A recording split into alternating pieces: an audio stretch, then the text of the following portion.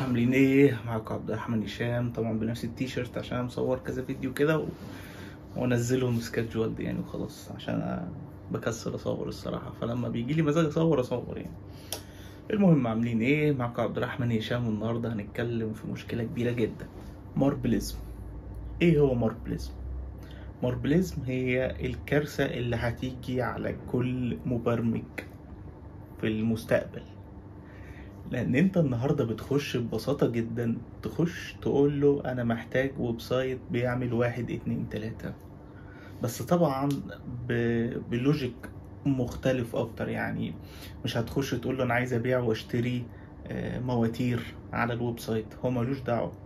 انت بتشرح له موضوع اكتر، بمعنى انا عايز ويب سايت اقدر اضيف عليه منتجات، كاتيجوري وسب كاتيجوري، ممكن اضيف صور، اضيف اسم، اضيف سعر، ديسكاونت.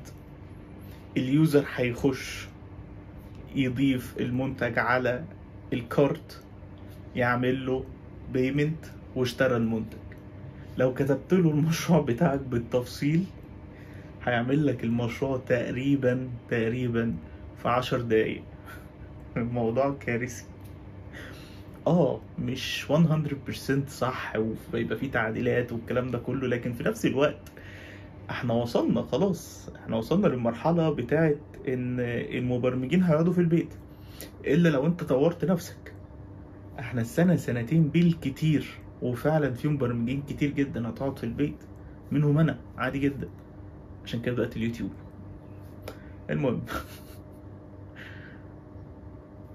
لو انت مطورتش نفسك، لو انت النهاردة شخص داخل سنة اولى كمبيوتر ساينس، شخص لسه بتتخرج، لو انت بتخرج وعامل حسابك اللي انت هتلاقي الشركات بتفتح لك ايديها، ما تتخرجش، خليك في الجامعة.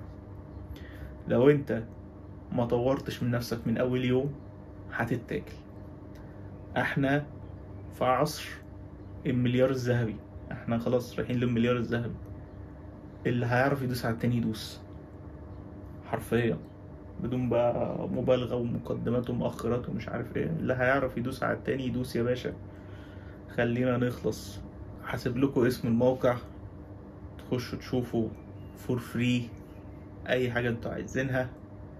كان معكم عبد الرحمن هشام، اشوفكم ان شاء الله في حلقة جديدة.